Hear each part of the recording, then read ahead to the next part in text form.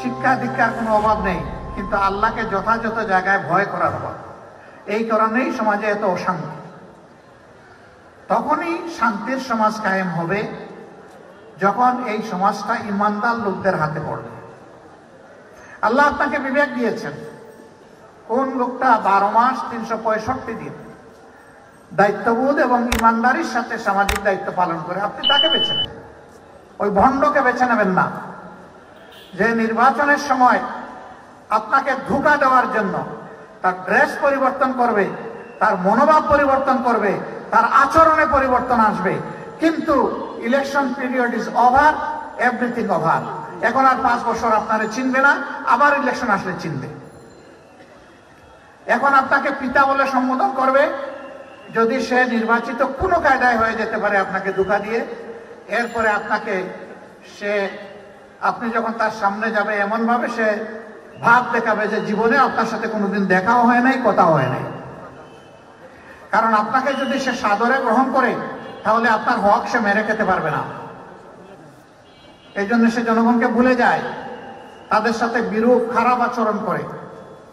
প্রিয় ভাইরা, আমরা এমন একটা দেশ চাই যেই দেশে আল্লাহ রাব্বুল আলামিনের আইন অনুযায়ী চলবে। অন্য সকল আইনের ভাই পরীক্ষা নিরীক্ষা হয়ে গেছে। সে আইন যদি আমাদেরকে শান্তি দিয়ে থাকে, শান্তি আমরা পেয়ে গেছি। আর যদি অশান্তি দিয়ে থাকে, তাইলে সেই অশান্তির সাক্ষী হয়ে আমরা আছি। এখন আল্লাহ তাআলা তার বান্দাদের জন্য নিজে মহব্বত করে যে বিধানটা দিয়েছেন উপকারী বিধান হিসাবে, আসুন আমরা এবার সেই বিধানের দিকে ফিরে আসি। আমরা যদি আল্লাহর বিধান আল কোরআনের দিকে ফিরে আসি, আল্লাহ তাআলা ওয়ারেন্টি দিচ্ছেন যে আমি আসমানের রহমতের দুয়ার তোমাদের জন্য খুলে দেব এবং জমিনের বারাকার দুয়ারও তোমাদের জন্য খুলে দেব। এই বাংলাদেশ গড়াই হচ্ছে জামাতে ইসলামীর অঙ্গীকার।